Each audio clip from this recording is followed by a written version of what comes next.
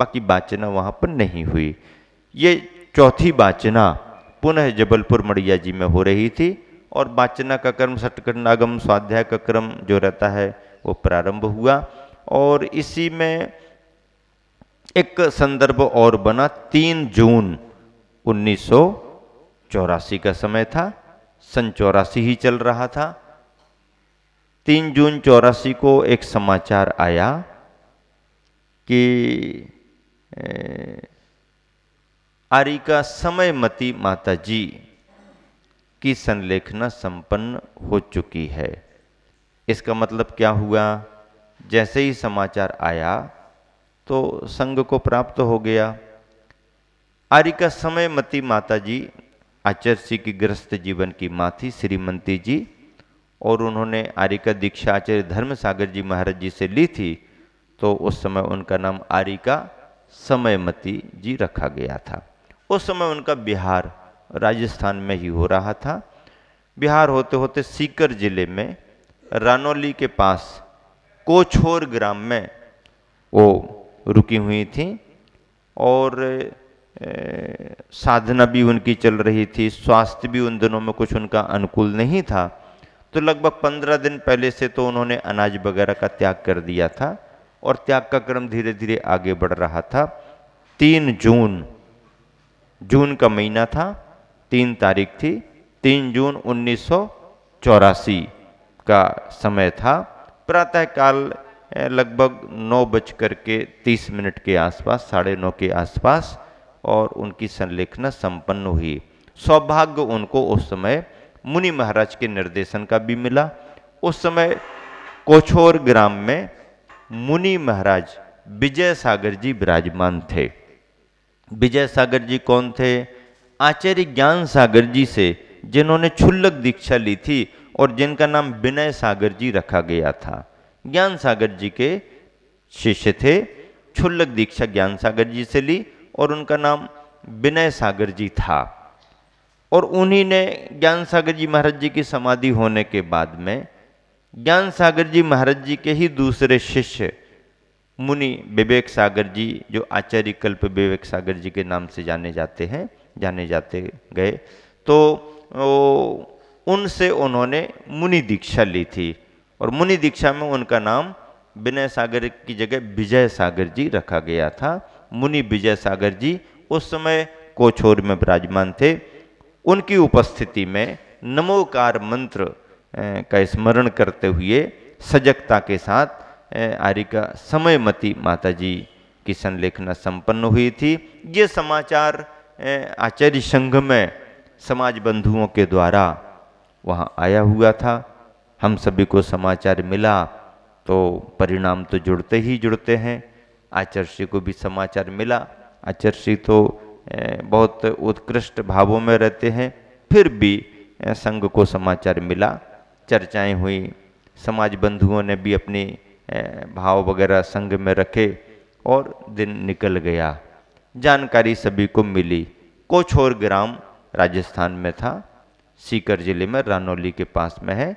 आज वहाँ पर समाज ने बहुत अच्छे तरीके से स्मारक भी बनाया हुआ है और वो संदर्भ 1984 में हम लोगों के सुनने में आया, ख्याल में आया।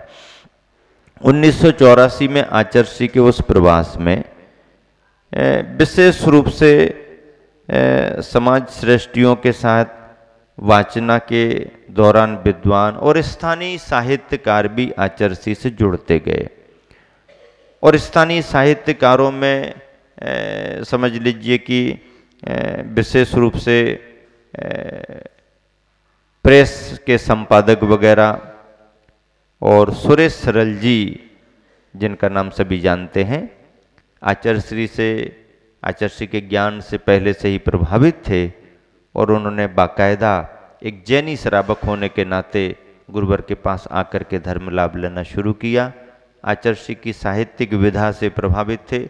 काव्य कविताएं सभी आचार्य से सुनते रहते थे और आचार्य भी योग्य पात्र को देख करके लाभ देते ही देते हैं।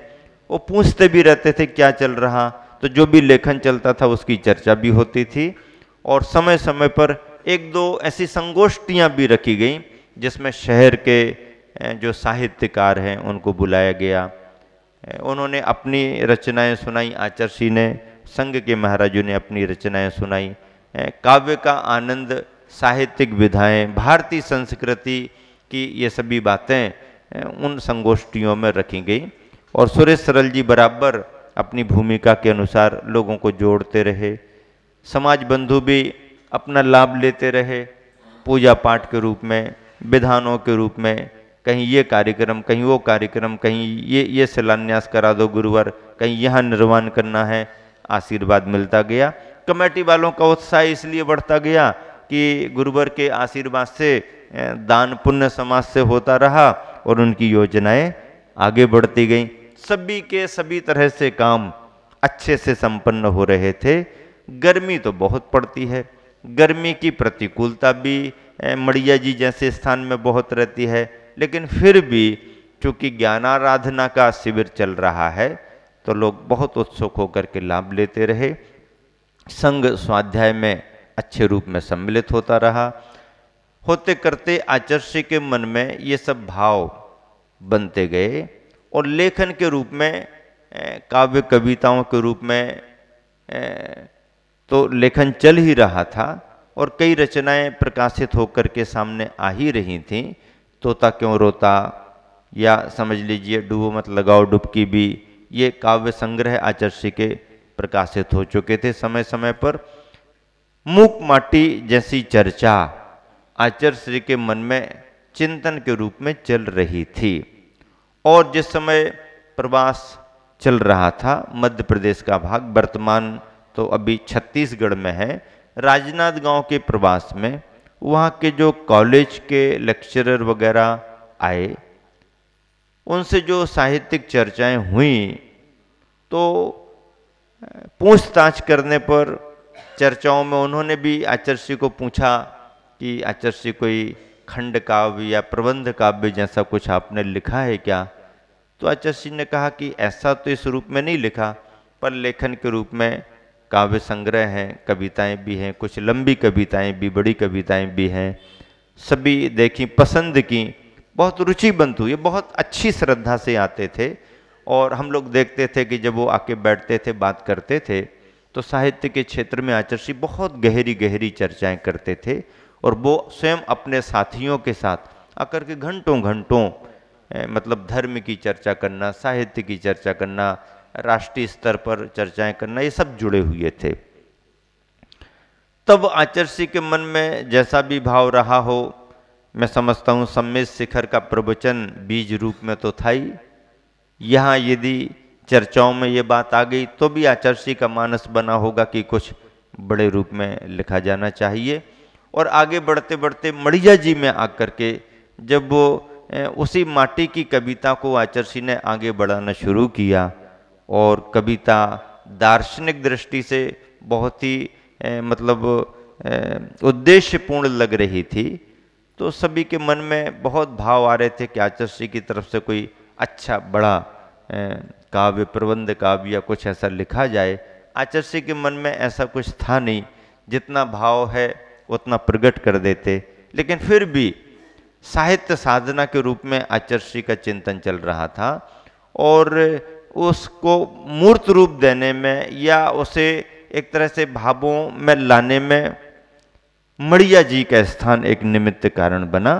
और मड़िया जी में मूक माटी को मूक माटी के रूप में लेखन करने की शुरुआत आचर्षि ने कर दी। उसका उल्लेख स्वयं गुरुवर ने अपनी लेखनी में किया है। जैसे कि उपसंहार में या भूमिका में आचर्षि इस बात को बार बार बताते कि पहले तो ऐसा कुछ नहीं था, लेकिन चिंतन मंथन चलता रहता था, ये विचार, पर मड़िया जी में मुझे लगा कि इसको आगे बढ़ाना चाहिए और इसको एक अच्छा रूप देना चाहिए। तो मड़िया जी में वो गर्मी का वातावरण आचर्षि को अनुकूल लगा, साहित्यिक वातावरण था, उसी में आचर्षि ने उसकी शुरुआत कर दी। और इस तरह से एक संकल्प रूप में या साहित्य साधना के रूप में मूक माटी का बीजारोपण हो गया। लेखन तो बहुत लंबा प्रवास के रूप में चलता रहा। ग्रीष्म काल व्यतीत हुआ, चतुर्मास के कयास लगाए जाने लगे कि यहाँ होगा कि वहाँ होगा। और लगभग ऐसा होता है कि जितने भी अंदाज लगाए जाते हैं आचार्य के बारे में वो तो लगभग फेल हो जाते हैं, और जहाँ अपन सोच नहीं सकते हैं वहाँ का रास्ता आचार्य निकाल लेते हैं। इस वर्ष के चतुर्मासों में भी तो ऐसा ही हुआ है। आचार्य का खास करके यहाँ होगा वहाँ होगा, ये तैयारी शुरू हो गई, वो पंडाल लगना शुरू हो गया। कोई कह रहा है इस तरफ जाएंगे, कोई कह रहा है उस तरफ जाएंगे, कोई कह रहा है वहीं रहेंगे, कोई कह रहा है ऐसा होगा वैसा होगा। करते रहो और महीना भर तो कम से कम व्हाट्सएप का मसाला तेजी के साथ चलता रहता है। लोकेशन भी लोग देते रहते हैं, अब इस तरफ बढ़े हैं तो इसका मतलब ये है, अब इस तरफ बढ़ रहे हैं तो इसका मतलब ये है, इस दिशा में ये है, इस दिशा में ये है, चलता रहता है। और आचार्य अपनी तरफ से ज़्यादा कुछ उस संदर्भ में बोलते भी नहीं है। किसने सोचा था कि इस वर्ष आचार्य का चतुर्मास खजुराहो में होगा? खजुराहो में आचार्य सन 1981 में गए हुए थे। 81 में वहां पंचकल्याणक गजरत महोत्सव संपन्न कराया था। उसके बाद में आचार्य का प्रवास ही उस तरफ नहीं हुआ, और जब प्रवास ही नहीं हुआ तो कमेटी वाले क्या उम्मीद रखेंगे? कभी आचार्य ने उस क्षेत्र की कोई चर्चा ही नहीं की तो कमेटी वाले क्या अनुमान लगाएंगे कि आचार्य का चतुर्मास हो सकता है? लेकिन पपौरा जी से विहार करने के बाद बंधा बंधा बंधा बंधा सब बंधा में बांध रहे थे आचार्य को और बागड़ से भी 1008 श्रद्धालु। चलो भाई ठीक है, आचार्य के दर्शन वंदना करना है, गुरुवर हमको तारो बागड़ पधारो, गुरुवर हमको तारो बागड़ पधारो, और अपना खूब निवेदन कर लिया। आचार्य ने भी प्रसन्नता प्रकट करते हुए कह दिया, हाँ भाई ठीक है, तुम्हारी तरफ ध्यान तो है, कृपा तो कर ही रहे हैं, ऐसा थोड़ी है। और मैं आया हूं तो राजस्थान का ही तो माल हूं, तुम क्यों सोच रहे हो कि हम कहीं दूसरे प्रदेश के हैं? मेरा प्रोडक्शन तो राजस्थान में ही हुआ है, आचार्य ने कहा है, मैं तो वहीं से आया हुआ हूं और भेज भी तो रहा हूं संघों को। हाँ और मिले, ऐसा मिले वैसा मिले। जब लोगों ने कहा तो आचार्य कहते हैं ठीक है, फूल नहीं मिला तो कम से कम पांखुरियां तो जा ही रही है ना, पांखुरियों को तो भेजा ही रहे हैं। ऐसे विश्वास से भर के, स्नेह से भर के आचार्य ने हजारों पुरुष वर्ग जो एक से परिधान में, वेशभूषा में इतना बड़ा उत्साह प्रकट करते हुए इतने बड़े बड़े श्रीफल बागी दोरा वाले बना करके ले गए, तो कम बात है क्या? मुझे तो ऐसा लगता है जो इतना बड़ा श्रीफल लेकर के आप सामने सामने बैठे थे बागी दोरा वाले, वही श्रीफल देख करके गुरुवर ने तय कर लिया होगा कि बागी दोरा वालों को तो मिलना ही चाहिए। इसीलिए हम कहते हैं कि जो बीजारोपण किया जाता है यदि सही समय पर आपने कर दिया तो वह अंकुरित तो होता ही होता है, फसल आती आती है, आती आती है। बोया गया बीज कभी व्यर्थ नहीं जाता है, और उस समय बोया तो आपको ये सामने सामने दिख रहा है। और अभी अभी महापात्र हमारे जी पर्यूषण के बाद, कोई कहता रक्षाबंधन के बाद, कोई कहता पर्यूषण के बाद, महाराज जी फिर आराम से सब लोग बड़े रूप। अरे बड़े रूप में, तुम बड़े रूप में जाओगे वहां बड़ा रेला तैयार हो जाएगा, तुमको कौन देखेगा?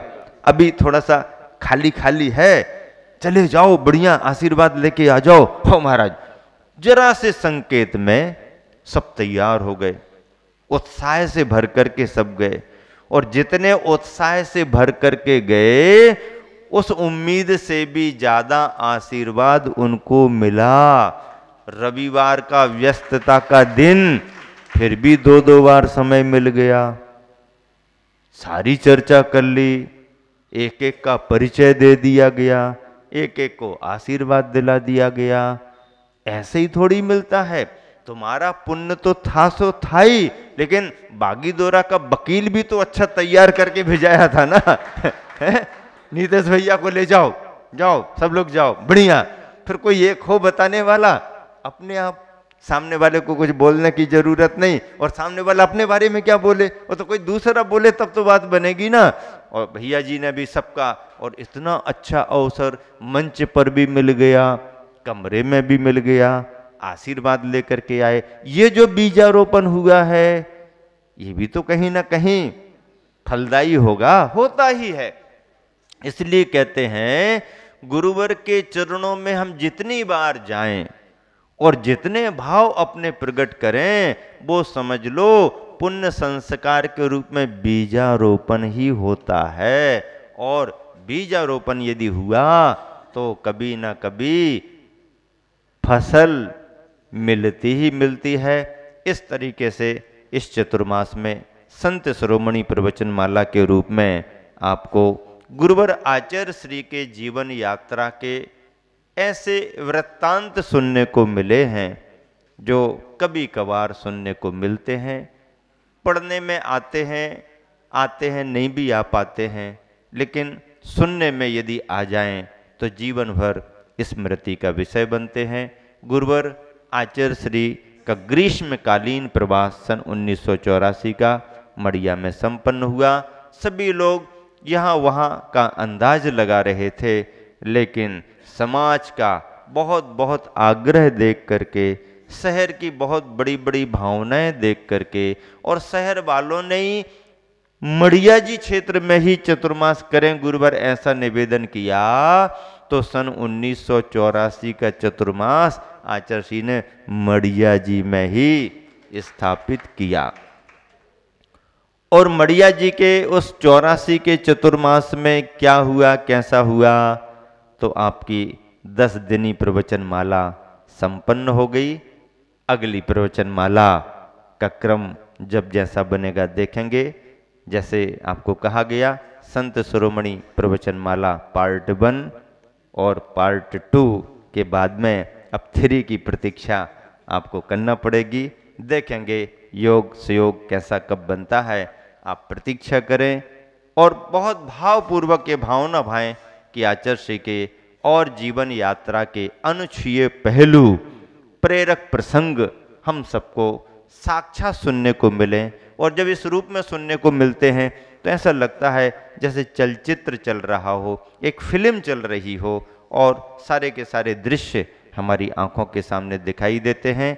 अपने आराध्य गुरुवर हम सब पर जिनकी अनुकंपा निरंतर बरसती रहती है, आद्य समझ लीजिए प्रातः स्मरणीय, जिनके बारे में जितना बोला जाए कहा जाए उतना ही कम है, ऐसे गुरुवर को हम जीवन यात्रा के वृत्तांतों में निरंतर सुनते रहेंगे। इसी शुभ भावना से आप सभी को विराम देता हूँ। महावीर भगवान की